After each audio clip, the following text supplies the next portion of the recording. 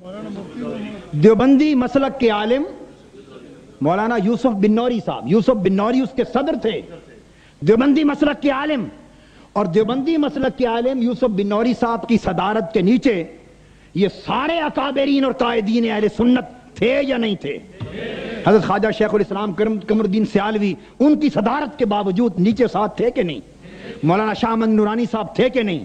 مولانا عبدالستار خان نیازی صاحب تھے کہ نہیں؟ پیر کرم شاہ صاحب تھے کہ نہیں؟ علامہ کاظمی شاہ صاحب تھے کہ نہیں؟ تمام اکابر اہل سنت، دیوبندی، اہل حدیث، شیعہ سب تھے، مگر اس تحریک میں صدر بن نوری تھا۔ تو صرف ایک ہی نقطہ نظر کو لے لیں تو اس کا مطلب یہ ہوا کہ ایک گھر جو مرتد ہے اسے کافر قرار دلوانے کے لیے ایک مرتد کو صدر بنایا ہوا ہے، ایک کو کافر مرتد، اسمبلی میں ایک کو کافر مرتد قرار دلوانے کے لیے دوسرے کافر مرتد کو صدر بنایا ہوا ہے۔ قربان جائیں ایسے تصور پر۔ اس وقت اگر یہ سارے ایک دیوبندی مسلک کے عالم کی صدارت کے نیچے ساتھ چلے تو کیا ان علماء بزرگوں کی سنیت ختم ہو گئی یا سنیت رہی؟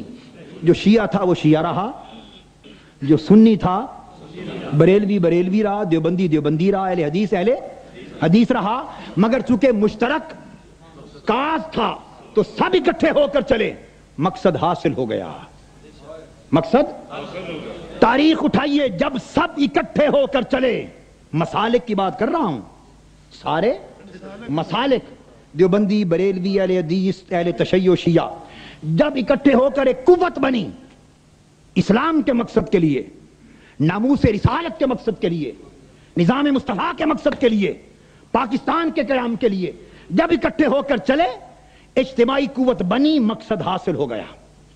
77 میں آ جائیے، آگے چلیں، تحریک نظام مصطفیٰ چلی یا نہیں؟ گولیاں کھائی تھی کہ نہیں آپ نے؟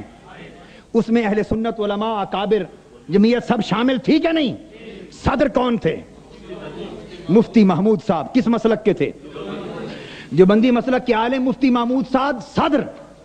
اگر ایک ہی رائے لے لیں، صرف ایک رائے، اور دوسری کو نظر انداز کر دیں، صرف کافر مرتد والی، تو صدر ہے وہ شخص جو کافر مرتد ہے، اور تحریک کا نام ہے تحریک نظام مصطفیٰ۔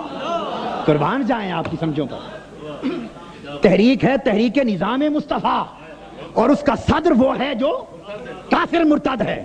میں قربان جاؤں آپ کی عقلوں اور حکمتوں اور تدبیروں پر۔